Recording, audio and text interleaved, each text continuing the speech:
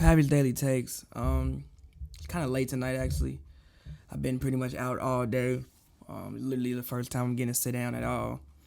But, I got to do it daily, so I'm making sure I get it up daily. This will actually probably go up. It'll actually probably be July 25th when I put this up. But before I start, I want to say Pavers Volume 2 is dropping, Thursday night. I mean, obviously, Friday at midnight, but Thursday night, make sure you guys, go download that. Obviously, make sure I put the album link in the description for you guys. But if you were following my Twitter page earlier, without my Twitter page, but the HoopsNBrews Twitter page, you saw a little argument. I got into, everybody. Well, I got into it with everybody about the Harden Westbrook thing, about them being the GOAT backcourt on paper.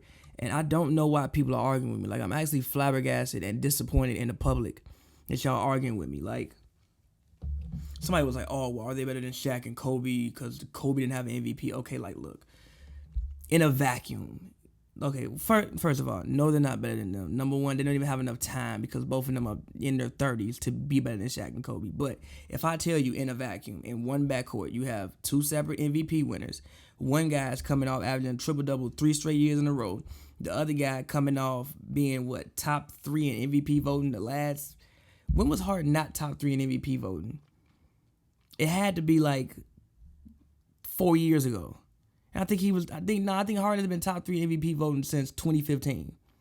And I personally think James Harden should have 3 MVPs right now anyway. But he's been top 3 in MVP voting since 2015, 2014, 2015. And coming off averaging 36 points. If I told you that in a vacuum, you would be like, oh, that's some legendary shit. This looks like the best backcourt ever on paper. So I don't know why people are arguing with me. I don't understand. For one, I think it's very disrespectful. People talk about James Harden like that man prime Moochie Norris. And I don't understand it.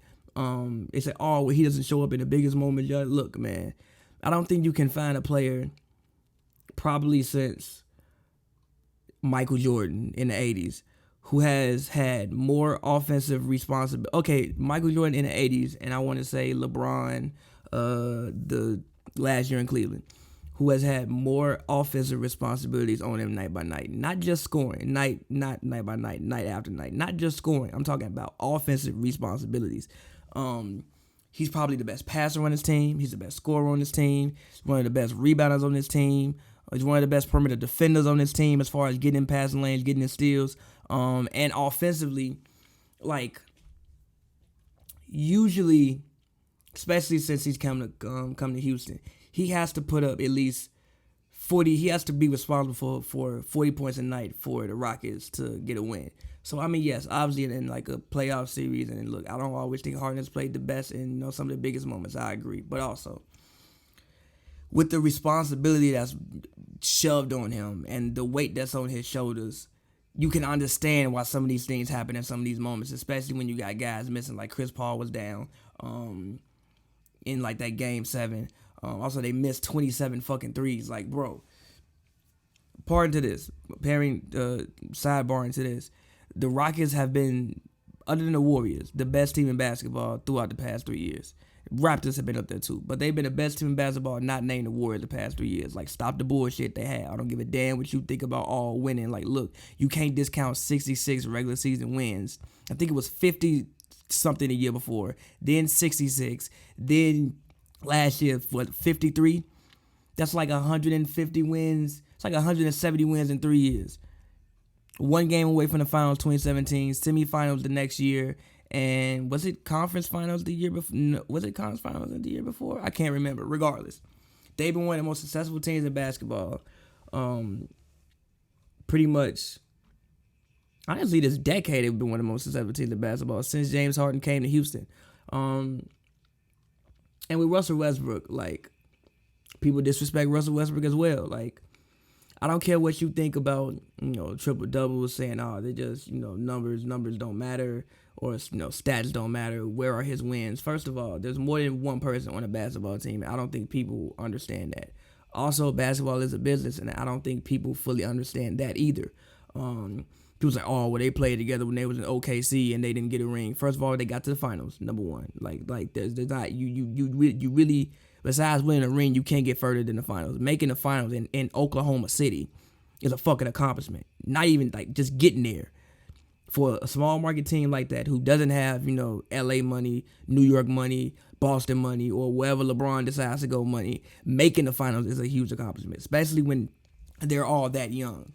And again, they were like fucking 22 years old. None of them, everybody involved in that situation, including Kevin Durant, is head and shoulders above the basketball player that they were at that point in time. So why are we even using that as grounds for basis in the argument that this isn't the GOAT backcourt? Now look, they have to play the games. Like I said, you still have to play the games. But on paper, nobody's rocking with this. Like, nobody's messing with this. You talking about, you bring up the Splash Brothers, bro. The Splash Brothers probably combined are responsible for 47 points. 47 points, probably like, let me actually look. Because I don't want to just be saying stuff. Golden State Warriors. Let's see. You can hear me typing. It's literally me going to look right now. Basketball Reference. Where you at? Okay, hold up. Basketball Reference. Golden State Warriors. Okay. Warriors, right? Where's stats? Roster and stats. Okay, so their backcourt is responsible for, let's see, Steph averaged 27, Clay averaged 21. So let's put it in the calculator. That is, my calculator, 21 plus 27, it's 48 points, right? Okay, this is going off last year's stats. So they average, so it's responsible for 48 points. Clay averaged basically 4 rebounds. Steph averaged 5 rebounds. So that's 9 rebounds, 7 assists. So they're basically responsible for 48 points, 9 rebounds, and 7 assists between the two of them. Now let's look up James Harden and Russell Westbrook. And after you hear these numbers, I don't understand how you can argue with me. Like, why are you trying to argue with me that this isn't, at least, again, granted, you have to play the games, but on paper, in a vacuum, there's no comparison. Like, this backcourt is head and shoulders above anyone you've ever seen in your life. My man's Richie on Twitter brought up Walt Frazier, Earl the Pearl. I don't see 2 MVPs in that backcourt. Jerry West, Gail Goodrich. I don't see 2 MVPs in that backcourt. Dame Lillard, CJ McCollum, no MVPs. John Wall, Bradley Beal, no MVPs. Isaiah Thomas, Joe Dumars, no MVPs. And if one of them do have an MVP, as in like in any of these backcourts, they not giving you the production numbers-wise as this group. But let's do it. So Harden obviously averaged 36 points, 6 rebounds, 7 assists, right? So that's James Harden's numbers. Russell Westbrook, what did that man do last season? Triple-double god. What the Brody do? So the Brody gave you, last year gave you 22 points. So let's add up 36, basically 23. Let's 22.9. So let's add up 36 points plus 22 points. They're at 58. That's 10 more points already. Okay. He averaged 11 rebounds. Harden averaged 6, so that's 17 rebounds. And he averaged 10.7 assists, and Harden gave you 7.5 assists. So that's what? 17 assists. So literally, this backcourt, in theory, if you put it on paper, is if you take their numbers for last year, together would be responsible for 58 points, 17 rebounds, and 17 assists per game. When have you ever seen 2 people in one backcourt give you production like that? There are realistically nights that this backcourt could literally give you 60, 20, and 20. And y'all want to tell me they both need the ball. Like, look, bro. This whole year, I heard people say Chris Paul over the hill, Chris Paul washed up, he can't do it no more, he's not who he used to be. Okay, fine. So, I think we would all agree Russell Westbrook at this stage is a clear upgrade over Chris Paul, right? Okay. So, they won 53 games last year with half the team missing half the season. Year before, 65. I think year before, 50-something. But Chris Paul won that year, so let's not even take that year. But with Chris Paul, they won 66 games, 54 games. You add in somebody who is better than Chris Paul, and y'all telling me it won't work, and y'all got doubts, what you gonna do? They probably gonna win 50 more games again this season. And you say, oh, well, the ball not gonna move. Here's the thing about ball movement, right? You use ball movement because not many teams have two playmakers capable of what Russell Westbrook and James Harden are capable of. Also, not too many teams have the scorers of Russell Westbrook and James Harden. So they have to move the ball. The Warriors have to move the ball because even Steph Curry is not the isolation player that James Harden is. They have to move the ball. Who the fuck else needs to dribble on the Rockets? I got James Harden, one of the best playmakers in the league. Russell Westbrook, man that averaged 10 assists for his career, averages 8 assists. For his career. Why I need to move the ball? Who need to touch it? Only people on the Rockets who need to dribble are Eric Gordon, Austin Rivers, Harden, Russ. Don't nobody else need to dribble on that basketball team. We don't need to do that. You take it, you take it, you take it, you take it. Like, I just don't understand what people have against James Harden and Russell Westbrook. I think the internet doesn't like both of these guys. And I just don't get it. Like, I don't know how you could see what Harden did last year and as a fan of basketball not appreciate what you saw from James Harden. I don't know how you can see Russell Westbrook average 3 straight triple doubles and not appreciate what you see from Russell Westbrook. As a fan of basketball, to me, I just don't get it. Whether you like the way it looks or not, as a fan of basketball, I just don't get it. The man scored 30 points 30 straight times. That wasn't exciting to you? You talking about the 4th greatest shooting guard ever at this point with a real chance to move up to number 3. And I'm telling you, if Harden get another ring, he knocking on Kobe door. Well, not another ring. A ring, he knocking on Kobe door.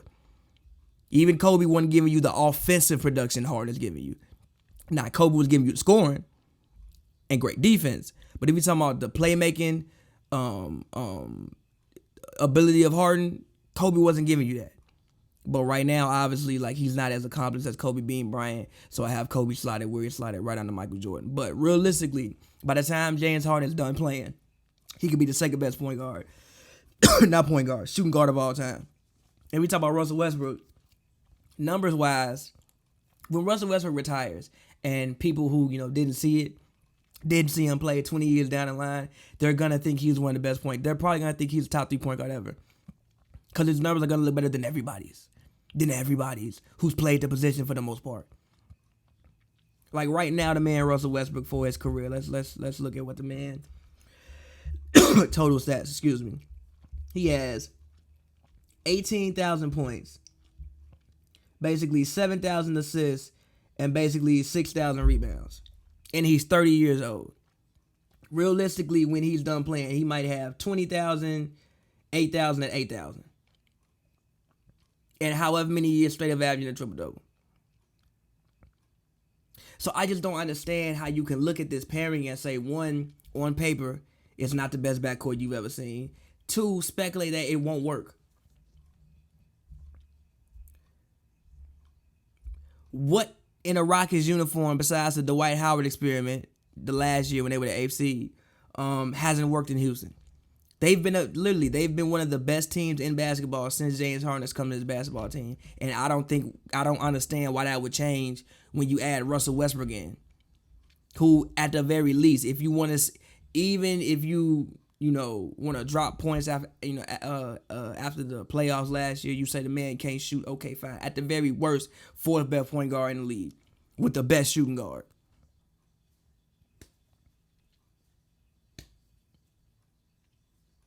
I don't understand.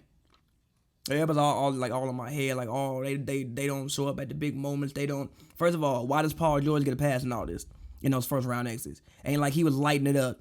I remember the game 6 against Utah when the man Russ went out there, had 44, and Paul George had more turnovers than points. Ain't like he was out there lighting it up. I mean, Harden would have played a part in missing them 27 threes, but goddamn, they missed 27 threes, G. There's more than one person on the team playing. So I guarantee you in all these playoff losses, you can find teammates who didn't hold up their end of the bargain either. I guarantee you can. But I don't want to stay on here long, man. It's midnight. I'm tired, bro. I'll check up with you guys tomorrow, but I just don't understand. Like, I stop disrespecting Russell Westbrook and James Harden. I just don't understand how you can argue with me that in a vacuum on paper, this isn't the best backcourt ever. Like, just shut up. Shut the hell up. You've never seen 2 point guards in the same not 2 point guards, damn near 2 point guards, but 2 guards in the same backcourt with 2 MVPs separately. You've seen a backcourt with 2 MVPs, but it come from like one person, as in like what the Warriors have. Steph got 2, and I really think Steph should have 1 because the first one should be shipped to whatever Harden's address is in Houston. But that's a topic for another day. But you've never seen 2 guards in the same backcourt that can also give you this same type of production. Literally, I just read out the stats. Between them, they basically average 50. Like between them, this backcourt averages 58, 17, and 17. Front courts don't average that. Entire front courts don't average that. Starting lineups sometimes don't average that. So I just don't get it, man. I just don't get it. But whatever, man. Pav's Daily Takes.